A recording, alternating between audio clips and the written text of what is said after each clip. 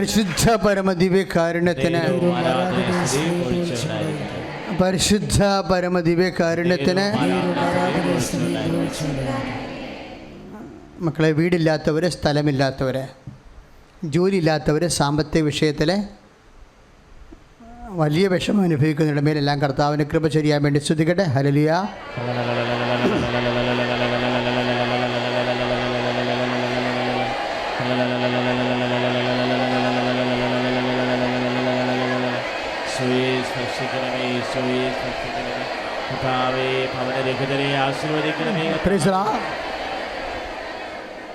മക്കളുടെ പഠന വൈകല്യമുള്ളവർ, ഓട്ടിസമുള്ള മക്കൾ, പിന്നെ ഒരു കുഴപ്പമില്ല, പക്ഷേ പഠന വൈകല്യമാണ്.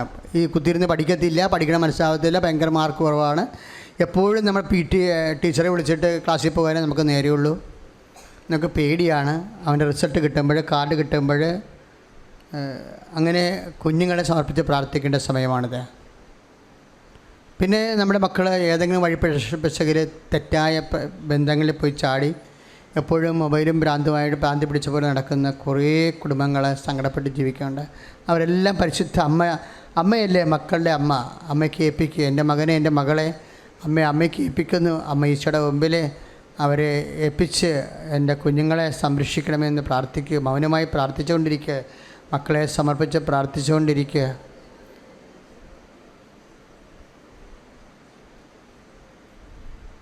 ഓരോരോ തരത്തിൽ വേദന അനുഭവിക്കുന്നവർ അച്ഛനോട് ചേർന്ന് പ്രാർത്ഥിക്കുക. കർത്താവായ ദൈവമേ, മക്കളെക്കുറിച്ച് വേവലാതി കൊള്ളുന്ന പ്രത്യേകമായ അവസ്ഥകളിലും അപകടങ്ങളിലും അപകട ബന്ധങ്ങളിലും അകപ്പെട്ടു പോയവരെ അമ്മയെ വിടുവിക്കണമേ. ദുശ്ശീലങ്ങള്, മാരകരോഗങ്ങള്, ജനിതക വൈകല്യങ്ങള് അമ്മയെ ഏറ്റെടുക്കണമേ. ശ്രുതികട്ടെ, ശ്രുതികട്ടെ. ഹല്ലേലൂയ.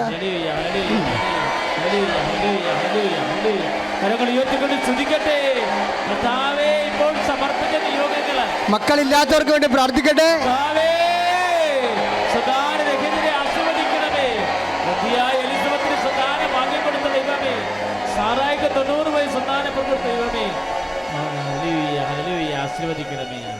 മൗനമായി പ്രാർത്ഥിക്കട്ടെ. ഏതെങ്കിലും വിഷയം വിട്ടുപോയിട്ടുണ്ടെങ്കിൽ ഇപ്പോഴും ലോകം മുഴുവനുള്ള ഈ പ്രോഗ്രാം ലൈവായി കൂടുന്ന എല്ലാവരും പ്രാർത്ഥിക്കട്ടെ. ഏതെങ്കിലും വിഷയം വിട്ടുപോയിട്ടുണ്ടെങ്കിൽ അത് പരിശുദ്ധ അമ്മയോട് ചേർന്ന് കൂട്ടിച്ചേർക്കട്ടെ. മക്കളില്ലാത്തവർ അടിവയറ്റി തൊട്ട് പ്രാർത്ഥിച്ചപ്പോൾ നേരത്തെ നമ്മൾ അവർക്ക് വേണ്ടി പ്രാർത്ഥിച്ചിരുന്നു. ഇപ്പോഴത് വീണ്ടും ഓർക്കാൻ ആവശ്യപ്പെടുന്നു. പത്രമാണ് നമ്മുടെ ഏറ്റവും വലിയ നേർച്ച വസ്തു. പ്രേക്ഷിത പ്രവർത്തനം ചെയ്യണത് ഒരു മരിയൻ ശുശ്രൂഷക്രമമാണ് നമുക്കുള്ളത്.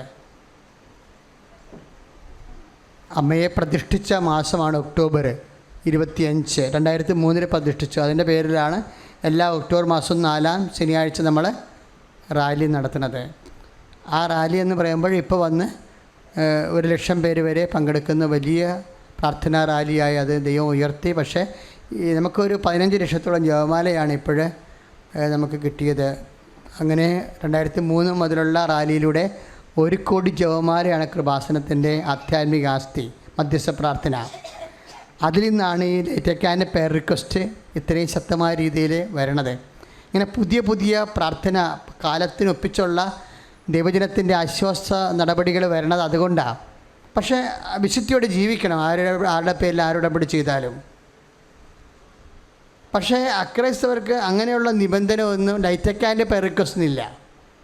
ലൈറ്റക്കാൻ്റെ പേർ റിക്വസ്റ്റ് ഇപ്പോൾ ഭയങ്കര ആശ്വാസമായി. കാര്യം എന്താണ്? ലൈറ്റക്കാൻ്റെ പേർ റിക്വസ്റ്റിലൂടെ ഒത്തിരിയേറെ ആൾക്കാർ അമ്മയുടെ ആശ്വാസവും അനുഗ്രഹവും പ്രാപിക്കുന്നുണ്ട്.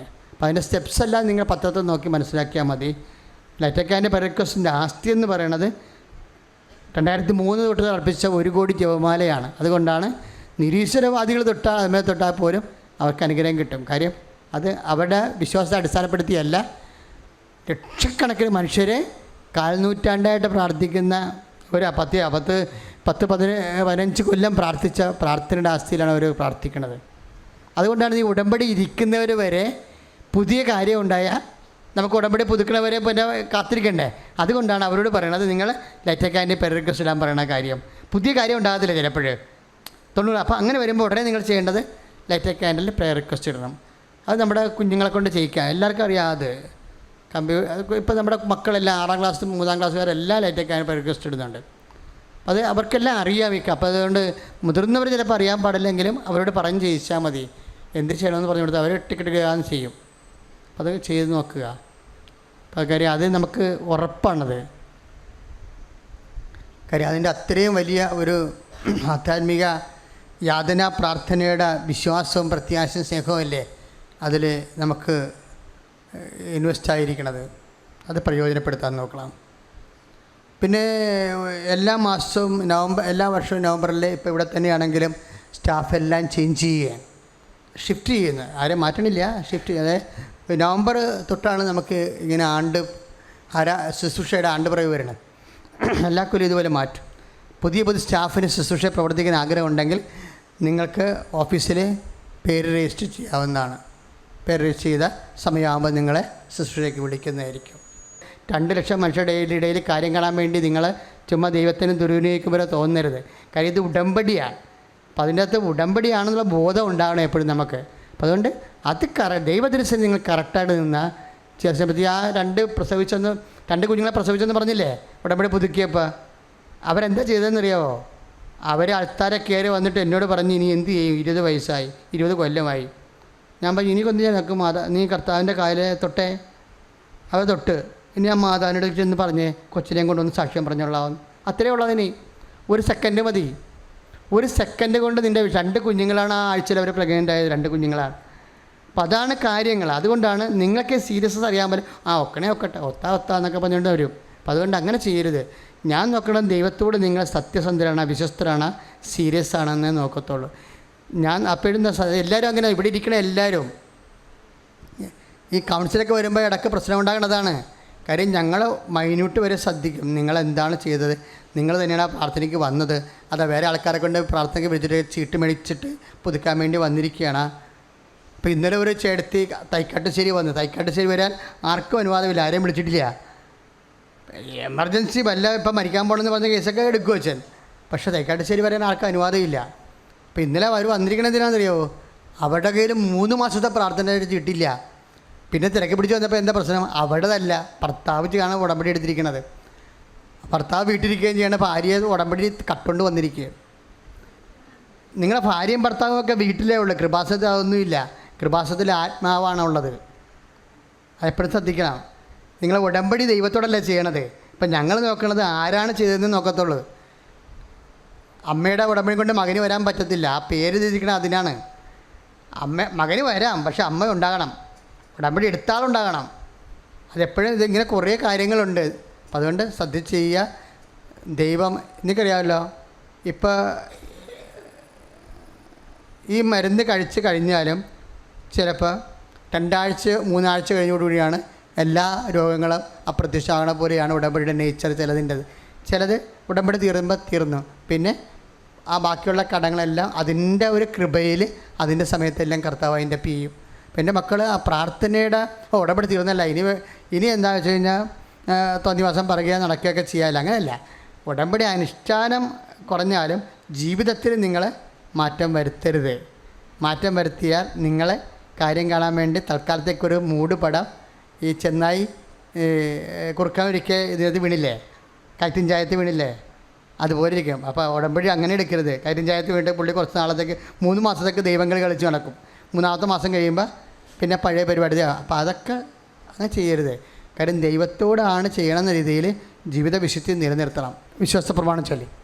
Lord Jesus Christ, pour out your Spirit, a fair finger, soak with the precious blood, and with the authority of the Catholic Church, the power of Jesus Christ, with the merit of the Holy Priesthood, I bless and hallow these relics, those used in my grace and peace and power. കരങ്ങൾ ഉയർത്തിപ്പിടി സ്തുതിക്കട്ടെ. Hallelujah, hallelujah. കർത്താവ് നിങ്ങളെ ആശീർവദിക്കാൻ പോവുകയാണ്. ദൈവം നിങ്ങളുടെ ജീവിത മേഖലകൾ ഏറ്റെടുക്കുന്നു. വിദൂര ജില്ലകളിൽ നിന്നുകൊണ്ട്, വ്യത്യസ്തമായ ഭൂഖണ്ഡങ്ങളിൽ നിന്നുകൊണ്ട് ശുശ്രൂഷയിൽ പങ്കെടുക്കുന്നവര്, രാജ്യങ്ങളിൽ നിന്ന് പ്രാർത്ഥിക്കുന്നവരെ നിയോഗങ്ങൾ സമർപ്പിക്കട്ടെ. മാരക രോഗങ്ങൾ സൗഖ്യം പ്രാപിക്കുകയാണ്. തീരാവ്യാധികൾ ഈശോ സുഖപ്പെടുത്തുകയാണ്. ദുഃഖദുരിതരെ ഈശോ ആശീർവദിക്കുകയാണ്. സന്താനരഹിതരെയും ഭവനരഹിതരെയും കർത്താവിനെ ആശീർവദിക്കുകയാണ്. Hallelujah hallelujah hallelujah hallelujah hallelujah. പരിശുദ്ധ പരമ ദിവ്യകാരുണ്യത്തിന് നിത്യസ്തുതിക്ക് യോഗ്യമായ പരിശുദ്ധ പരമ ദിവ്യകാരുണ്യ ഈശോയ്ക്ക് പരിശുദ്ധ പരമ ദിവ്യകാരുണ്യനാഥന് മിശിഹായ്ക്കും പരിശുദ്ധ കൃപാസന അമ്മയ്ക്കും 1000 നന്ദി പറഞ്ഞുകൊള്ളുന്നു. ജീവനോടെ അമ്മ പ്രത്യക്ഷപ്പെട്ട ഈ അൾത്താരയിൽ എനിക്ക് സാക്ഷ്യം അനുവദിച്ചതിനെ ഓർത്ത് അമ്മയ്ക്കും തിരുക്കുമാരനും 1000 നന്ദി പറഞ്ഞുകൊള്ളുന്നു. അതുപോലെ സാക്ഷ്യം പറയാൻ ഞാൻ അല്പം ലേറ്റായി പോയതിനാൽ അമ്മയോട് ഞാൻ മാപ്പ് ചോദിക്കുന്നു. എൻ്റെ പേര് ലില്ലിക്കുട്ടി, എൻ്റെ ഹസ്ബൻഡിൻ്റെ പേര് ജോസെ. ഞങ്ങൾ ചങ്ങനാശ്ശേരി അതിരൂപതയിലുള്ള ചുങ്കപ്പാറ ലിറ്റിൽ ഫ്ലവർ ചർച്ചിൽ നിന്നും വരുന്നതാണ്. ഞാൻ ഉടമ്പടി എടുത്തത് 25/9/2023 ഞാൻ പലപ്പോഴും ഇവിടെ കൃപാസന അമ്മയുടെ അടുത്ത് വന്ന് പ്രാർത്ഥിച്ചിട്ട് പോയിട്ടുണ്ട്. അന്നൊന്നും ഉടമ്പടി എടുക്കുവാൻ സാധിച്ചില്ല. പക്ഷേ ഒരവസരത്തിൽ എൻ്റെ ഹസ്ബൻഡിന് തൊണ്ടയ്ക്ക് വേദനയും എരിച്ചിലും ഒക്കെ ഉണ്ടായി. അപ്പോൾ ഡോക്ടറെ ചെന്ന് കണ്ടു. ഡോക്ടറെ കണ്ടപ്പോൾ എൻഡോസ്കോപ്പി എടുത്തപ്പോൾ ഡോക്ടർ ചോദിച്ചു, ഹസ്ബൻഡിനോട് ക്യാൻസറാണ്, പേടിയുണ്ടോ എന്ന് ചോദിച്ചു. പക്ഷേ ഹസ്ബൻഡ് പറഞ്ഞു, എനിക്ക് പേടിയില്ല, എൻ്റെ അമ്മ എൻ്റെ കൂടെയുണ്ട്, അപ്പോൾ ഞാൻ എന്തിനാണ് പേടിക്കുന്നത്. അത് അങ്ങനെ ഡോക്ടർ പറഞ്ഞു ബയോപ്സി എടുക്കണമെന്ന്. ബയോപ്സി എടുത്തപ്പോൾ ക്യാൻസറായിരുന്നു. ക്യാൻസർ വന്നപ്പോൾ ഞാനാകെ തകർന്നു പോയി. പക്ഷേ എൻ്റെ ഹസ്ബൻഡ് നല്ല വിശ്വാസമായിരുന്നു അമ്മയോട്. അമ്മ രക്ഷിക്കുമെന്ന് പറഞ്ഞ് അമ്മയിൽ പൂർണ്ണമായി വിശ്വസിച്ചിരുന്നു. അങ്ങനെ ഞങ്ങൾ റേഡിയോളജിസ്റ്റിൻ്റെ അടുത്ത് പോയി റേഡിയോളജിസ്റ്റിനെ കണ്ടു. റേഡിയോളജിസ്റ്റ് പറഞ്ഞു 33 റേഡിയേഷനും 5 കീമോയും എടുക്കണമെന്ന്. ഡോക്ടർ പറഞ്ഞു 33 റേഡിയേഷൻ എടുക്കാൻ സാധിക്കുമെന്നറിയത്തില്ല, 15 റേഡിയേഷൻ കഴിയുമ്പോഴേ വയറിൽ പെപ്റ്റ്യൂബ് ഇടേണ്ടി വരുമെന്നും ആഹാരം കഴിക്കാനും ബുദ്ധിമുട്ടുണ്ടാകുമെന്നും പറഞ്ഞു. പക്ഷേ അമ്മയുടെ അനുഗ്രഹത്താൽ 24 റേഡിയേഷൻ കഴിഞ്ഞാണ് പെപ്റ്റ്യൂബ് ഇടേണ്ടി വന്നത്. അമ്മയുടെ പ്രത്യക്ഷീകരണ പുസ്തകം എപ്പോഴും ഞാൻ രാവിലെയും വൈകിട്ടും ഞങ്ങൾ പ്രാർത്ഥിക്കുമായിരുന്നു, തിരി കത്തിച്ച് വെച്ച് പ്രാർത്ഥിക്കുമായിരുന്നു. അതുപോലെ ഉടമ്പടി എനിക്ക് നാത്തൂൻ ഒരു കൃപാസനത്തിൻ്റെ അമ്മയുടെ പുസ്തകം തരുന്നു. ആ പ്രാർത്ഥന എപ്പോഴും ഞങ്ങൾ പ്രാർത്ഥിച്ചുകൊണ്ടിരിക്കുമായിരുന്നു. ആ പ്രാർത്ഥനയും പിന്നെ ഇവിടെ വന്ന് കൃപാസന പത്രവും മേടിച്ചുകൊണ്ട് വന്ന് എല്ലാവർക്കും വിതരണം ചെയ്യുമായിരുന്നു. അതുപോലെ എല്ലാവരോടും അമ്മയെപ്പറ്റി പറയുകയും ചെയ്യുമായിരുന്നു. അങ്ങനെ ഇരിക്കുകയാണ് ഞങ്ങൾ കാരിത്താസിൽ അഡ്മിറ്റായത്. കാരിത്താസിൽ അഡ്മിറ്റായപ്പോഴത്തേക്ക് റേഡിയേഷനും കീമോയും 28/4/2020 മുതൽ ഈ റേഡിയേഷൻ സ്റ്റാർട്ട് ചെയ്തു. അപ്പോൾ ഡോക്ടർ പറഞ്ഞ് MRI എടുക്കണമെന്ന്. MRI എടുത്തപ്പോഴത്തേക്ക് പിറ്റേ ദിവസം ഞങ്ങൾ MRI എടുത്തു കഴിഞ്ഞ് പിറ്റേ ദിവസം ഞങ്ങൾ അമ്മയുടെ അടുത്ത് വന്ന് പ്രാർത്ഥിച്ചിട്ടാണ് പോയത്. പിറ്റേ ദിവസം ചെന്ന് അമ്മയുടെ ഹോസ്പിറ്റലിൽ പോയി അഡ്മിറ്റായി കാരിത്താസിൽ അവിടെ സിസ്റ്റേഴ്സ് നടത്തുന്ന ബെത്സൈദ എന്ന് പറയുന്ന ഹോസ്റ്റലിലാണ് ഞങ്ങൾ താമസിച്ചുകൊണ്ടിരുന്നത്. എന്നും വിശുദ്ധ കുർബാന അവിടെ ചാപ്പലിൽ, കാരിത്താസ് ഹോസ്പിറ്റലിലെ ചാപ്പലിൽ എന്നും വിശുദ്ധ കുർബാനയ്ക്ക് പോകുമായിരുന്നു. അതുപോലെ വിശുദ്ധ കുർബാന സ്വീകരിക്കുകയും ചെയ്യുമായിരുന്നു. രാവിലെ 5:30 മണിക്ക് എഴുന്നേറ്റ് ഞങ്ങൾ രണ്ടുപേരും കൂടി ഇരുന്ന് പ്രത്യക്ഷീകരണ പ്രാർത്ഥന നടത്തിയിട്ട് പോകുമായിരുന്നു. അങ്ങനെ ഞങ്ങൾ പ്രാർത്ഥിച്ച് 13/6/2023 ഡിസ്ചാർജായി. അത് കഴിഞ്ഞ് ഞങ്ങൾ വീട്ടിൽ വന്നപ്പോഴത്തേക്കും ഇടയ്ക്ക് സംസാരശേഷിയൊക്കെ വളരെ നഷ്ടപ്പെട്ടു. ഒന്നും കഴിക്കാനോ ഒന്നും പറ്റത്തില്ലായിരുന്നു. സംസാരശേഷി പൊതുവെ നഷ്ടപ്പെട്ടിരുന്നു. 2 മാസം കഴിഞ്ഞ് വീട്ടിൽ വന്നിട്ട് ഇച്ചിരി സംസാരിക്കുവാൻ തുടങ്ങി. സംസാരിച്ച് കഴിഞ്ഞപ്പോഴത്തേക്ക് ഞങ്ങൾ 2 മാസം കഴിഞ്ഞ് ഇവിടെ ഹോസ്പിറ്റലിൽ വന്ന് ഇച്ചിരി ആഹാരങ്ങളും ഒക്കെ കഴിക്കാൻ തുടങ്ങിയപ്പോഴത്തേക്ക് പെപ്റ്റ്യൂബ് റിമൂവ് ചെയ്ത് കഴിഞ്ഞ് ഞങ്ങൾ അമ്മയുടെ പിറ്റേ ദിവസം 1 മാസം കൂടെ കഴിഞ്ഞ് ഞങ്ങളിവിടെ അമ്മയുടെ അടുത്ത് വന്ന് ഞങ്ങൾ പ്രാർത്ഥിച്ചു. ഈശോ മിശിഹായ്ക്ക് സ്തുതിയായിരിക്കട്ടെ. പരിശുദ്ധ അമ്മയ്ക്ക് കോടി നന്ദി പറയുന്നു. പറഞ്ഞതുപോലെ എൻ്റെ വൈഫ് പറഞ്ഞതുപോലെ നിങ്ങൾ കേട്ടാണ്, എനിക്ക് സ്വരം നഷ്ടപ്പെട്ടു പോയ വ്യക്തിയാണ്. സംസാരശേഷി പൂർണ്ണമായും നഷ്ടപ്പെട്ട ഒരു വ്യക്തിയാണ് ഇപ്പോൾ ഞാൻ നിങ്ങളുടെ മുമ്പിൽ സംസാരിക്കുന്നത്. അതിൻ്റെ കാരണം എൻ്റെ പരിശുദ്ധ അമ്മയാണ്. കാരണം അമ്മയിൽ എനിക്ക് അത്രയേറെ വിശ്വാസമുണ്ടായിരുന്നു. അമ്മയും തിരുക്കുമാരനും എന്ത് ചോദിച്ചാലും തരും, എന്തും സാധിച്ചു തരും എന്നുള്ള വിശ്വാസം ഉണ്ടായതുകൊണ്ട്. അതുകൊണ്ടാണ് ക്യാൻസർ എന്ന രോഗം കേട്ടപ്പോഴേ എനിക്കൊരു ശകലം പോലും ഭയം തോന്നിയില്ല. ഞാൻ എന്തിനു ഭയപ്പെടണം? അമ്മ എൻ്റെ കൂടെ ഉണ്ടെങ്കിൽ പിന്നെ ഞാൻ എന്തിനു ഭയപ്പെടണം? അതായിരുന്നു എൻ്റെ വിശ്വാസം, അതായിരുന്നു എൻ്റെ ധൈര്യം. ഭാര്യ തകർന്നു പോയപ്പോൾ, ഭാര്യ ഒരു നേഴ്സാണ്, റിട്ടയർഡ് നേഴ്സാണ്. അവൾ തകർന്നു പോയപ്പോഴും എനിക്ക് ധൈര്യം തന്നത് പരിശുദ്ധ അമ്മയുടെ ശക്തിയാണ്. അമ്മയുടെ ഈശോയുടെ കൃപയും അമ്മയുടെ അനുഗ്രഹവും ഉണ്ടാവുന്നു. അങ്ങനെ ഞങ്ങളിവിടെ വന്നു. ഇവിടെ വന്ന് ഉടമ്പടി എടുത്തു കഴിഞ്ഞ് ഞാനും ഭാര്യയും കൂടെ കൂടിയാണ് ഉടമ്പടി ക്ലാസ്സെല്ലാം കൂടുതൽ. ഭാര്യയ്ക്ക് ഉടമ്പടി എടുക്കാൻ പറ്റുകയുള്ളൂ പറഞ്ഞ് എനിക്ക് രോഗാവസ്ഥയിലാണ്, ശരിക്കും സംസാരിക്കാനുള്ള ശക്തി എനിക്കില്ല. ഇവിടെ വന്ന് അച്ഛനെ കാണണമെന്ന് പറഞ്ഞു. അച്ഛൻ്റെ സ്ലിപ്പ് കിട്ടി. അച്ഛനെ ഇവിടെ വന്ന് കണ്ടു. അച്ഛൻ തലയിൽ കുരിശുരൂപം വെച്ച് പ്രാർത്ഥിക്കുകയും സൈത്ത് കെട്ടി പ്രാർത്ഥിക്കുകയും ചെയ്തു. അതിനുശേഷമാണ് ശരിക്കും സംസാരിക്കാനുള്ള ശക്തി കിട്ടുന്നത്. അതിനുശേഷം എനിക്ക് ഒരുപാട് വ്യത്യാസം വന്നു. അതിന് ഒരു പ്രത്യേക ശക്തി എന്നിൽ വന്നു. നല്ല ഒരു ആരോഗ്യവും നല്ല ഒരു കൃപയും തോന്നി. ഇപ്പോൾ 1.25 വർഷമായി ഈ റേഡിയേഷനൊക്കെ കഴിഞ്ഞ് ഞാൻ വീട്ടിൽ വന്നിട്ട്. റേഡിയേഷൻ മാത്രമല്ല, കീമോ ഉണ്ടായിരുന്നു. കീമോ ചെയ്തിട്ട് തന്നെ എൻ്റെ ഒരു രോമം പൊഴിയുകയോ എൻ്റെ ഒരു മുടിയേഴ പോലും എന്നെ പൊഴിഞ്ഞിട്ടില്ല 5 കീമോ ചെയ്തിട്ട്. അത് കഴിഞ്ഞ് നല്ല ആരോഗ്യത്തോട് പോകുന്നു. ഒരു മരുന്നും ഒരു ഗുളിക പോലും ഞാൻ ഇന്നുവരെ എടുത്തിട്ടില്ല ഒരു കാര്യത്തിലും. ഇപ്പോൾ 6 മാസം മുമ്പ് എല്ലാം 3 മാസം കൂടുമ്പോൾ ENT ഡോക്ടർ ടെസ്റ്റ് ചെയ്യും, എൻഡോസ്കോപ്പി ചെയ്ത് നോക്കും. ഈ 6 മാസം മുമ്പ് ആ ഡോക്ടർ പറഞ്ഞത് നാക്കിലെന്തോ ഒരു പ്രശ്നമുണ്ട്, അത് ക്യാൻസർ ആകാനുള്ള സാധ്യതയുണ്ട്. എനിക്കും നാക്കിലൊരല്പം ബുദ്ധിമുട്ടൊക്കെ തോന്നിയിരുന്നു. പക്ഷേ ഞാനതൊരിക്കലും ഒരു ഡോക്ടറോടും പറഞ്ഞില്ല. ENT ഡോക്ടറെ കണ്ടിട്ടാണ് റേഡിയോളജി ഡോക്ടറെ കാണുന്നത്. റേഡിയോ ഡോക്ടറെ അടുത്ത് ഞാൻ പറഞ്ഞില്ല ഇങ്ങനൊരു പ്രശ്നം എൻ്റെ നാക്കിലുണ്ടെന്ന് നോക്കാവോ ചെക്കുമെന്ന്. എനിക്ക് എൻ്റെ അമ്മയിൽ വിശ്വാസമുണ്ടാണ്. ഇപ്പോഴും ഞാൻ ഒരു കുഴപ്പമില്ലാതെ കൊണ്ടു നടക്കുന്നു, ഒരു മരുന്നും എടുക്കാതെ ഒരു കാര്യമില്ല. കാരണം എൻ്റെ അമ്മ എൻ്റെ കൂടെ ഉണ്ടെങ്കിൽ ഞാനെന്തിന് പേടിക്കണം? എന്ത് കാര്യത്തിന് വിളിച്ചാലും എൻ്റെ അമ്മ എൻ്റെ കൂടെ ഉണ്ട്, എന്നെ സഹായിക്കുന്നുണ്ട്. ആശുപത്രിയിൽ പോയപ്പോൾ തന്നെ സാമ്പത്തികമായി വളരെ ബുദ്ധിമുട്ടായിരുന്നു, പൈസയൊന്നുമില്ലായിരുന്നു. എതിരെവിടെയൊക്കെ പൈസ വന്നതെന്ന് എനിക്ക് തന്നെ അറിയത്തില്ല. ഓരോരുത്തർ രാജസ്ഥാനിൽ നിന്ന് വരെ ആൾക്കാർ വന്ന് എന്നെ കാണാൻ വന്നിട്ട് പൈസ കൊണ്ടുത്തരുന്നു. ഇവിടുന്ന് അങ്ങനെ ഇവിടെ സംഭവിക്കും അങ്ങനെ? അത് അമ്മയുടെ പ്രത്യേക കൃപ, അമ്മയുടെ പ്രത്യേക അനുഗ്രഹമല്ലേ അത്. ഇതെല്ലാം ഞാൻ 1000 നന്ദി പറയുകയാണ്. ഈ പ്രതീക്ഷിത പ്രവർത്തനങ്ങളൊക്കെ ഭാര്യ പറയുന്നതായിരിക്കും. ഞങ്ങൾ പത്രം മേടിച്ചു കൊണ്ടുപോയി ഹോസ്പിറ്റലുകളിലും വീടുകളിലും എല്ലായിടത്തും കൊണ്ട് കൊടുക്കുമായിരുന്നു. അവരോട് എൻ്റെ ഭർത്താവിൻ്റെ സാക്ഷ്യം, അസുഖത്തിൻ്റെ കാര്യം പറഞ്ഞ് സുഖപ്പെട്ട കാര്യവും അമ്മ സുഖപ്പെടുത്തിയ കാര്യം ഒക്കെ പറയുമായിരുന്നു. കാരിത്താസിലെ ക്യാൻസർ സെൻ്ററിൽ പോയി ക്യാൻസർ പേഷ്യൻറ്റിനോട് എല്ലാം പറയുമായിരുന്നു. നിങ്ങളും അമ്മയുടെ കൃപാസനം അമ്മയുടെ ആദ്യം ചോദിക്കുമായിരുന്നു, നിങ്ങൾ അമ്മയുടെ അടുത്ത് പോയിട്ടുണ്ടോ എന്ന്. അപ്പോൾ അമ്മ പറയും, അപ്പോൾ അവർ പറയും, ചിലരൊക്കെ പറയും ഞങ്ങൾ പോയിട്ടുണ്ട്, ചിലർ പറയും പോയിട്ടില്ല എന്ന്.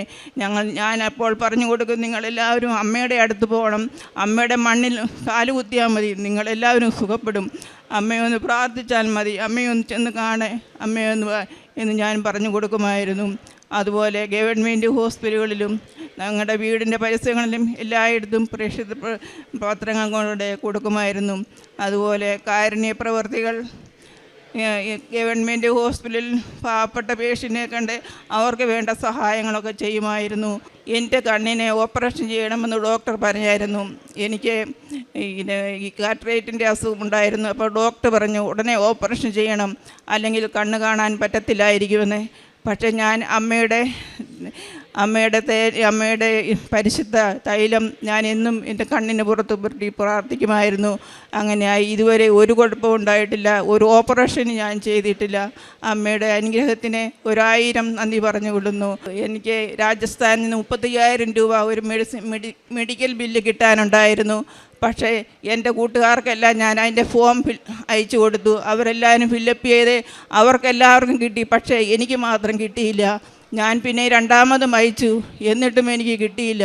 അപ്പോൾ ഞാൻ 3ാമത് ഒന്നുകൂടി അയച്ചു. ഞാൻ പറഞ്ഞു, അമ്മേ ഇനി ഞാൻ അയക്കത്തില്ല, ഇത് ലാസ്റ്റാണ്, ഇനി ഞാൻ അയക്കത്തില്ല, അമ്മയ്ക്ക് ഇഷ്ടമുണ്ടെങ്കിൽ എനിക്ക് തരിക, അല്ലെങ്കിൽ എനിക്ക് വേണ്ട എന്നും പറഞ്ഞ് ആപ്ലിക്കേഷൻ ഫോം ഉടമ്പടി പത്രത്തിൽ വെച്ച് അമ്മയുടെ കാശുരൂപം വെച്ച് പ്രാർത്ഥിച്ചിട്ട് അയച്ചു. എന്നിട്ട് ഞാൻ ഒരു ഡേറ്റ് ഫിക്സ് ചെയ്തായിരുന്നു. ആ ഡേറ്റിൻ്റെ 2 ദിവസം കഴിഞ്ഞപ്പോൾ എനിക്ക് ആ പൈസ കിട്ടി. അമ്മയുടെ കൃപയ്ക്കും അനുഗ്രഹത്തിനും 1000 നന്ദി പറഞ്ഞു. 1000 നന്ദി. അതുപോലെ എൻ്റെ ഹസ്ബൻഡിന് യൂറിന് ഇച്ചിരി പ്രോബ്ലം ഉണ്ടായിരുന്നു, യൂറിൻ പോകാനായിട്ട്. അപ്പോൾ ഒരു ദിവസം മുഴുവനും യൂറിൻ പാസ് ചെയ്തില്ലായിരുന്നു. അപ്പോൾ ഞാൻ അമ്മയോട് കരഞ്ഞ് പ്രാർത്ഥിച്ച് അമ്മയുടെ തൈലം വയറിൽ പുരട്ടി പ്രാർത്ഥിച്ചിട്ട് വെള്ളത്തിൽ ഉപ്പിട്ട് കൊടുത്തപ്പോഴത്തേക്ക് കുറച്ച് നേരം കഴിഞ്ഞപ്പോഴത്തേക്ക് യൂറിൻ പാസ് ചെയ്തു. അമ്മയുടെ അനുഗ്രഹത്താൽ ചെയ്ത ഒത്തിരി അനുഗ്രഹങ്ങളെ എത്ര പറഞ്ഞാലും മതിയാകത്തില്ല. അതുപോലെ അമ്മ ചെയ്ത അനുഗ്രഹങ്ങൾ കോടാനുകോടി നന്ദി പറയുന്നു, കോടാനുകോടി നന്ദി പറഞ്ഞുകൊള്ളുന്നു. യേശുവേ സ്തോത്രം, യേശുവേ നന്ദി. ആദ്യം തന്നെ പരിശുദ്ധ അമ്മയ്ക്ക് 1000 നന്ദി. എൻ്റെ പേര് ജോസ്ന ബാബു എന്നാണ്. പാല എടപ്പാടി പറഞ്ഞാൽ അടുത്ത എടപ്പാടി എന്ന് പറഞ്ഞ സ്ഥലത്താണ് ഞാൻ വരുന്നത്. ഞാൻ +2 കഴിഞ്ഞ് ജർമ്മൻ പഠിക്കാൻ പോയി. 2 വർഷം ജർമ്മൻ്റെ പുറകെയായിരുന്നു. ആദ്യമേ ഒരു എക്സാം എഴുതി, അത് കൊൽക്കട്ടയിലാണ് പോയി എക്സാം എഴുതിയത്. ഫസ്റ്റ് അറ്റംപ്റ്റ് 2 കിട്ടി. അന്നേരം ഉടമ്പടിയൊന്നും എടുത്തിട്ടില്ലായിരുന്നു. പിന്നെ കുറച്ച് പ്രാർത്ഥിച്ചിട്ട് പോയി എക്സാം എഴുതി, അത് ഭാഗ്യം 2 കിട്ടി. പിന്നെ അത് കഴിഞ്ഞ് എൻ്റെ കഴിവ് കൊണ്ട് കിട്ടുമെന്ന് പറഞ്ഞ് ഞാൻ 2 തവണ പോയി എക്സാം എഴുതി. ആ 2 എക്സാമും നന്നായിട്ട് പൊട്ടി, വലിയ മാർക്കൊന്നും ഇല്ലായിരുന്നു. അത് കഴിഞ്ഞ് എൻ്റെ കൂട്ടുകാരൊക്കെ ഇങ്ങനെ ഉടമ്പടി എടുത്തിട്ടുണ്ടായിരുന്നു. അപ്പോൾ അവരെനിക്ക് ഇങ്ങനെ പറഞ്ഞു തന്നു, നീ പോയി ഉടമ്പടി എടുക്ക്, ശരിയാവുമെന്ന് പറഞ്ഞു. അങ്ങനെ ഞാൻ ഉടമ്പടി എടുത്തു. ആദ്യമേ ഒരു തവണ ഞാനിവിടെ വന്നപ്പോൾ അങ്ങനെ ഉടമ്പടി എടുത്തില്ല, ഉടമ്പടി എടുക്കാതെ തിരിച്ചു പോയി. രണ്ടാമത് ഉടമ്പടി എടുക്കാൻ തന്നെ വന്നു. ഭയങ്കര തടസ്സങ്ങളൊക്കെ ആയിരുന്നു. ഇറങ്ങിയപ്പോൾ ഭയങ്കര മഴ, അപ്പോൾ ഇന്ന് പോകണ്ടെന്നൊക്കെ തീരുമാനിച്ച് ഭയങ്കര തടസ്സങ്ങളൊക്കെ ആയിരുന്നു. പക്ഷേ ഇങ്ങോട്ട് വരുന്ന പകുതി എത്തിയപ്പോഴത്തേനും മഴവിലൊക്കെ കണ്ടു. അപ്പോൾ ഞാൻ മഴവിലിൻ്റെ ഫോട്ടോ എടുത്ത് സ്റ്റാറ്റസ് ഇട്ടപ്പോഴത്തേനും എൻ്റെ കസിൻ ഒരാൾ ആൻറ്റി ഇങ്ങനെ ഉടമ്പടിയൊക്കെ എടുത്തിട്ട് ആളിപ്പോൾ ഇസ്രായേലാണ്. അപ്പോൾ ആ ആൻറ്റി എന്നോട് പറഞ്ഞു, ഈ ഉടമ്പടി ഉണ്ടോ, ഇത് ഭയങ്കര എന്തോ സാക്ഷ്യമാണെന്നൊക്കെ പറഞ്ഞു. എന്നിട്ട് ബൈബിളിൽ ഇതിനെപ്പറ്റി പറയുന്നുണ്ടെന്നൊക്കെ പറഞ്ഞു. അപ്പോൾ എനിക്ക് ഭയങ്കര സന്തോഷമായി. അപ്പം മഴവിലൊക്കെ കണ്ടു, ആയിക്കൊള്ളാം എന്നൊക്കെ പറഞ്ഞ് ഞാനിങ്ങനെ വന്ന് ഉടമ്പടി എടുത്തു കഴിഞ്ഞപ്പോഴത്തേനും ഓക്കെ ഞാൻ പ്രാർത്ഥിച്ചിട്ട് ഇവിടുന്ന് പോയി. അത് കഴിഞ്ഞ് അന്നേരം ഞാൻ ഉടമ്പടി എടുക്കാൻ വന്നപ്പോഴത്തേനും ഒരു എക്സാം എഴുതിയിട്ടാണ് വന്നത്. 2 മൊഡ്യൂൾ എഴുതിയിട്ടാണ് വന്നത്. അപ്പോൾ അതിൽ റിസൾട്ട് വന്നു കഴിഞ്ഞപ്പോഴത്തേനും 1 കിട്ടി. അത് കഷ്ടിച്ച് ജയിച്ചു എന്നേ ഉള്ളൂ. പക്ഷെ 1 കിട്ടിയില്ല. അത് കഴിഞ്ഞ് നന്നായിട്ട് പ്രാർത്ഥിച്ചിട്ട് പ്രത്യക്ഷീകരണ പ്രാർത്ഥനയൊക്കെ എക്സാമിന് കയറുന്നതിന് മുന്നേ 2-3 തവണയെങ്കിലും ചൊല്ലി. പിന്നെ വിശ്വാസപ്രമാണം ചൊല്ലിക്കൊണ്ടിരിക്കുമായിരുന്നു. എക്സാമിന് കയറിയപ്പോൾ അവർ പറഞ്ഞു കൊന്തയൊന്നും പറ്റത്തില്ല, എല്ലാം മാറ്റണമെന്ന് പറഞ്ഞു. ഞാൻ രണ്ടും കൽപ്പിച്ച് കാശ് രൂപം കൈ പിടിച്ചുകൊണ്ടാണ് പോയത്. അത് ഇങ്ങോട്ട് അവർ കണ്ടില്ല. അതല്ലെങ്കിൽ അവർ അതും മാറ്റാൻ പറഞ്ഞേനെ. കാരണം നമ്മുടെ കയ്യിലുള്ള എല്ലാ സാധനങ്ങളും അവർ മാറ്റിച്ചു, വാച്ച് വരെ ഊരി വെപ്പിച്ചു. അങ്ങനെയൊക്കെയായിരുന്നു. അത് കഴിഞ്ഞ് ആ ലാസ്റ്റ് എക്സാം എഴുതിയ സമയത്ത് എൻ്റെ ദേഹത്തോടെ എന്തോ ഭയങ്കര തണുപ്പൊക്കെ കയറി പോകുന്ന പോലെയൊക്കെ ആയിരുന്നു. എനിക്ക് എക്സാം ടെൻഷൻ വന്നു കഴിഞ്ഞാൽ എൻ്റെ കൈ മൊത്തം വേർക്കും, ഭയങ്കരമായിട്ട് വിറയ്ക്കും, അങ്ങനെയൊക്കെ പ്രശ്നങ്ങളുണ്ടായിരുന്നു. പക്ഷേ എക്സാമിൻ്റെ സമയത്ത് യാതൊരു കുഴപ്പമില്ലായിരുന്നു. ഭയങ്കര തണുപ്പ് പോലെ ഒരാൾ എൻ്റെ പുറകെ ഇരുന്നിട്ട് ഈ ക്വസ്റ്റ്യൻ ആൻസർ ഇതാ എന്ന് പറഞ്ഞുകൊണ്ട് എഴുതിപ്പിക്കുന്ന പോലെയൊക്കെ ഫീൽ ചെയ്തു ഭയങ്കരമായിട്ട്. എന്നിട്ട് എനിക്കിപ്പോൾ അറിയാത്ത ക്വസ്റ്റ്യൻ ആയതുപോലെ പോലും ഞാൻ ആ സമയത്ത് മൊത്തം വിശ്വാസപ്രമാണം ചെല്ലുക. അപ്പോഴത്തേനും എനിക്ക് ഇങ്ങനെ ക്വസ്റ്റ്യൻ ആൻസറൊക്കെ പറഞ്ഞു തരുന്ന പോലെയൊക്കെ ഫീൽ ചെയ്തിട്ട് ഞാൻ എന്നിട്ട് എക്സാം കഴിഞ്ഞ് ഇറങ്ങി. ഞാൻ കൂട്ടുകാരോട് പറഞ്ഞു ഞാൻ ഈ എക്സാം പാസ്സാവുമെന്ന് പറഞ്ഞു. എന്നിട്ട് ഞാൻ എക്സാം ഹാളിൽ നിന്ന് ഇറങ്ങി വീട്ടിൽ വന്നു. അപ്പോൾ അപ്പം ചോദിച്ചു എക്സാം ജയിക്കുമോ എന്ന് ചോദിച്ചു. ഞാൻ പറഞ്ഞു ഇത് കിട്ടുമെന്ന് പറഞ്ഞു. എന്നിട്ട് റിസൾട്ട് വന്നപ്പം ബാക്കി എല്ലാ വിഷയത്തിനേക്കാളും മാർക്ക് ആ സബ്ജക്റ്റിനായിരുന്നു. 5ാമത്തെ തവണ ഞാൻ ആ 2 വിഷയം തന്നെ 4 തവണ ഞാൻ എഴുതി. 4ാമത്തെ തവണയാണ് ആ 2 വിഷയം കിട്ടുന്നത്. ഒത്തിരി സന്തോഷമുണ്ട്. പിന്നെ അത് ആദ്യത്തെ ഉടമ്പടിയിലായിരുന്നു അതെല്ലാം നടന്നത്. അത് കഴിഞ്ഞ് ഉടമ്പടി പുതുക്കാറായി. അങ്ങനെ ആദ്യത്തെ ഉടമ്പടി പുതുക്കാൻ വേണ്ടി വന്നു കഴിഞ്ഞ സമയത്ത് ഇൻ്റർവ്യൂ ഇങ്ങനെ പ്രോസസ്സിങ് ആകെ കൺഫ്യൂഷനായി കിടക്കും. അപ്പോൾ ആരുടെ അടുത്ത് കൊടുക്കും, അങ്ങനെയൊക്കെ പ്രശ്നങ്ങളായിരുന്നു. അങ്ങനെ 2ാമത്തെ ഉടമ്പടി എടുത്തു. ഞാൻ പഠിച്ച ഇൻസ്റ്റിറ്റ്യൂട്ടിൽ തന്നെ കൊടുക്കാൻ വേണ്ടിയിട്ട് എല്ലാം ശരിയായി. എന്നിട്ട് അവിടുത്തെ അച്ഛൻ പറഞ്ഞു നിനക്ക് അടുത്ത ആഴ്ച ഇൻ്റർവ്യൂയുടെ ഡേറ്റ് എടുത്ത് തന്നേക്കുക, നീ നന്നായി പ്രിപ്പയർ ചെയ്യാൻ പറഞ്ഞു. അങ്ങനെ ഞാൻ ഇൻ്റർവ്യൂവിന് വേണ്ടി പ്രിപ്പയർ ചെയ്യുക. അപ്പോൾ ഇൻ്റർവ്യൂവിനും എല്ലാം പ്രിപ്പയർ ചെയ്ത് കഴിഞ്ഞു. എനിക്കറിയാം കുറേ ക്വസ്റ്റ്യൻ ഞാൻ എല്ലാം റെഫർ ചെയ്ത് പഠിച്ചു. പക്ഷേ അതൊന്നും ഇൻ്റർവ്യൂവിന് ചോദിച്ചില്ല. ഇൻ്റർവ്യൂവിന് കയറുന്നതിന് മുന്നേ എൻ്റെ കാല് വിറയ്ക്കുമെന്ന് ഞാൻ പറഞ്ഞില്ലേ. എന്നിട്ട് ഞാനാണെങ്കിൽ ഒരു പാത്രത്തിൽ പ്രാർത്ഥിച്ചിട്ട് ഇവിടെ നിന്ന് ഉപ്പ് ഞാൻ ഇട്ടു, കാല് വിറക്കാതിരിക്കാൻ വേണ്ടിയിട്ട്. എന്നിട്ട് അതിന് മുന്നേ ഇൻ്റർവ്യൂവിന് മുന്നേ ഞാൻ പ്രത്യക്ഷീകരണ പ്രാർത്ഥന കുറേ ചൊല്ലി. മെഴുകുതിരി കത്തിച്ച് വെച്ച് പ്രാർത്ഥിക്കുമായിരുന്നു. ഇൻ്റർവ്യൂയുടെ സമയത്ത് അവിടെ മെഴുകുതിരി കത്തിച്ച് വെച്ചിട്ടുണ്ടായിരുന്നു. എന്നിട്ട് ഇൻ്റർവ്യൂവിന് കയറി. ഞാൻ പഠിച്ച ഒരു ക്വസ്റ്റ്യനും ആ സാർ എന്നോട് ചോദിച്ചില്ല. കൂട്ടുകാർ 4 പേരുണ്ടായിരുന്നു. അതിൽ 2 പേരെ സെലക്ട് ആയുള്ളൂ. അതിലൊരാൾ ഞാനാണ്. പിന്നെ അത് കഴിഞ്ഞ് ആ ഇൻ്റർവ്യൂ എനിക്ക് ശരിക്കും കിട്ടേണ്ടതല്ല. ഞാൻ 3 സെൻറ്റൻസേ പറഞ്ഞുള്ളൂ. എന്നെക്കാളും കൂടുതൽ പറഞ്ഞവർ എൻ്റെ കൂട്ടുകാരായിരുന്നു. കുറേ അവർ പറഞ്ഞു, പക്ഷേ എനിക്കൊന്നും അത്രയും പറയാനും ഇല്ലായിരുന്നു. 3 സെൻറ്റൻസാണ് ഞാൻ പറഞ്ഞത്. അത് കഴിഞ്ഞ് ആ ഇൻ്റർവ്യൂ കഴിഞ്ഞു, അത് പാസ്സായി, സന്തോഷമായി. അത് കഴിഞ്ഞപ്പോഴത്തേനും വീണ്ടും എനിക്ക് മെയിൽ വന്നേക്കുക, ഒരു ഇൻ്റർവ്യൂ കൂടെ ഉണ്ടെന്ന്. വേറെ ആർക്കും ഇല്ല, എനിക്ക് മാത്രം ഒരു ഇൻ്റർവ്യൂ ഉണ്ടെന്ന് പറഞ്ഞ് മെയിൽ വന്നേക്കുക. ഓക്കെ, ഞാൻ ദൈവത്തോട് മാധവനോട് ചോദിച്ചു, ഞാൻ എന്നാ ചെയ്യും? ഒരു ഇൻ്റർവ്യൂടെ ഒരെണ്ണം തന്നെ പാസ്സായത് അങ്ങയുടെ കൃപ കൊണ്ടാണ്. ഇനിയിപ്പോൾ ഈ ഇൻ്റർവ്യൂ ഞാൻ എങ്ങനെ പാസ്സാവുമെന്ന് എനിക്കറിയില്ല. അപ്പം വീണ്ടും ഞാൻ പഴയ പോലെ തന്നെ പഠിച്ചു, റെഫർ ചെയ്ത് ഓരോ കാര്യങ്ങൾ ക്വസ്റ്റ്യൻസ് പഠിച്ചു. വീണ്ടും ഒരു ക്വസ്റ്റ്യനും ഞാൻ പഠിച്ച പോലെ വന്നില്ല. ആ സാറ് എന്നോട് വേറെ എന്തൊക്കെയൊക്കെയാണ് ചോദിച്ചത്. പിന്നെ ഞാൻ പ്രാർത്ഥിച്ചതിൻ്റെ ഫലമായി പിന്നെയും ആ ഇൻ്റർവ്യൂ പാസ്സായി. അത് കഴിഞ്ഞ് വിസയ്ക്ക് വേണ്ടിയിട്ട് ഡേറ്റ് കിട്ടുന്നില്ലായിരുന്നു. ഞാൻ പറഞ്ഞു, കുറഞ്ഞ ചിലവിൽ എവിടെയെങ്കിലും വിസ പ്രോസസ്സിങ് ചെയ്യുന്ന ആളെ എനിക്ക് കാണിച്ചു തരണേന്ന് പറഞ്ഞു. അങ്ങനെ എൻ്റെ ഒരു ഫ്രണ്ട് തന്നെ 15,000 രൂപ കൊടുത്ത് ചെയ്യുന്ന ഒരാളെ കൊണ്ടുവന്നു. ബാക്കി എൻ്റെ കുറേ കൂട്ടുകാർ ചെയ്യാൻ കൊടുത്ത 30,000 രൂപയ്ക്കാണ്. പക്ഷേ എൻ്റെ മാതാവ് എനിക്ക് കനിഞ്ഞ് 15,000 രൂപയ്ക്ക് എനിക്കത് ചെയ്യാൻ പറ്റി. എൻ്റെ കൂട്ടത്തിൽ ആദ്യമേ വിസ വന്നത് എനിക്കാണ്. കുറേ പേർക്ക് വിസ താമസം വന്നത്. പക്ഷേ എൻ്റെ ആ ഗ്രൂപ്പിലെ എനിക്ക് ആദ്യമേ വിസ കൊണ്ട് തന്നു. ഞാൻ ഫെബ്രുവരി 5-നാണ് വിസയ്ക്ക് കൊണ്ട് വെക്കുന്നത്. വിസയ്ക്ക് വെക്കുന്നതിന് മുന്നേ തലേദിവസം ഞാൻ ഇവിടെ കൃപാസനത്തിൽ വന്നിരുന്നു. അന്ന് ഉടമ്പടി പുതുക്കിയില്ല, പുതുക്കുന്ന ടൈം ആവുന്നേ ഉണ്ടായിരുന്നുള്ളൂ. പക്ഷേ ഞാൻ തലേദിവസം ഇവിടെ വന്നു. എൻ്റെ എല്ലാ സർട്ടിഫിക്കറ്റും എല്ലാ സർട്ടിഫിക്കറ്റും കൊണ്ടാണ് ഞാൻ ഇവിടെ വന്ന് കരഞ്ഞ് പ്രാർത്ഥിച്ചു. ഇതിൽ എന്തെങ്കിലും മിസ്റ്റേക്ക് ഉണ്ട് ദൈവമേ അതൊന്നും അവിടെ കാണല്ലേ എന്നൊക്കെ പറഞ്ഞ് ഭയങ്കരമായിട്ട് ഇവിടെ വന്ന് കരഞ്ഞ്, അവിടെ ആൾക്കാരുടെ ഫ്രണ്ടിലൊക്കെ വന്ന് കരഞ്ഞ് പ്രാർത്ഥിച്ചിട്ടാണ് ഞാൻ ആ സർട്ടിഫിക്കറ്റിനോടാണ് ഞാൻ വിസയ്ക്ക് വെക്കാൻ പോയത്. അവിടെ ചെന്ന് കഴിഞ്ഞപ്പോഴത്തേനും എല്ലാം ഓക്കെ എന്നൊക്കെ അവർ പറഞ്ഞു. എന്നിട്ട് കൊടുത്തു. ഫെബ്രുവരി 14-ന് എനിക്ക് എൻ്റെ വിസ കയ്യിൽ കിട്ടി. മാർച്ച് 15 തൊട്ട് എനിക്ക് പോകാൻ ഉള്ള ഇതുണ്ടായിരുന്നു. പക്ഷേ ഇൻസ്റ്റിറ്റ്യൂട്ടിൽ നിന്ന് എല്ലാവരും ഒരുമിച്ച് പോകുന്നതുള്ളതുകൊണ്ട് അതിൻ്റെ കറക്റ്റ് ഡേറ്റ് എല്ലാവർക്കും കൂടെ ഒരുമിച്ചായിരിക്കും എടുത്തത്. അതുകൊണ്ട് ഏപ്രിൽ 4-നാണ് ഞാൻ ജർമ്മനിക്ക് പോകുന്നത്. പരിശുദ്ധ അമ്മയില്ലെങ്കിൽ ഞാൻ ഇവിടം വരെ എത്തത്തില്ല. പരിശുദ്ധ അമ്മയുടെ അനുഗ്രഹം കൊണ്ട് തന്നെ ഞാൻ ഇവിടെ എത്തി നിൽക്കുന്നത്. ഞാൻ അങ്ങനെ വലിയ കാര്യമായിട്ട് പ്രാർത്ഥിക്കുന്നൊന്നും ഇല്ലായിരുന്നു. ഉടമ്പടി എടുത്തു കഴിഞ്ഞപ്പോഴത്തേനും കറക്റ്റ് 3 മണിയൊക്കെ ആകുമ്പോഴത്തേനും എനിക്കിങ്ങനെ കുരിശിൻ്റെ വഴി എല്ലാനുള്ള ഭയങ്കര ത്വരയായിരുന്നു. എന്നിട്ട് ഞാൻ 3 മണിയാകുമ്പോഴത്തേനും ഇങ്ങനെ വെയിറ്റ് ചെയ്ത് കഴിഞ്ഞിട്ട് കുരിശിൻ്റെ വഴി മെഴുകുതിരിയൊക്കെ കത്തിച്ച് നിന്ന് ആദ്യമൊക്കെ മുട്ടാൻ നിൽക്കാൻ ഭയങ്കര പാടായിരുന്നു. പക്ഷെ എങ്കിലും പതുക്കെ ഫുൾ മുട്ടയിൽ നിന്ന് ചെല്ലാൻ പറ്റുന്ന രീതിയിലായി. പിന്നെ പ്രവർത്തനമായിട്ട് ഞാൻ യൂട്യൂബിൽ ധ്യാനം കൂടും. പിന്നെ ഡെയിലി ബ്രെഡ് ഇപ്പോൾ കുറച്ച് നാളായിട്ട് അത് കൂടുന്നുണ്ട്. അതിങ്ങനെ സ്റ്റാറ്റസ് വയ്ക്കും, അയച്ചു കൊടുക്കും, അങ്ങനെയൊക്കെ ചെയ്യുന്നുണ്ടായിരുന്നു. പിന്നെ പത്രം കൊടുക്കുന്നുണ്ടായിരുന്നു. ഞാൻ എക്സാം എഴുതാൻ പോയപ്പോഴൊക്കെ മലയാള പത്രം മേടിച്ചുകൊണ്ട് പോയി. പക്ഷേ ഇന്ന് ഞാൻ ജർമ്മനിക്ക് കൊണ്ടുപോകാൻ വേണ്ടിയിട്ട് ജർമ്മൻ പത്രം മേടിച്ചിട്ടുണ്ട്.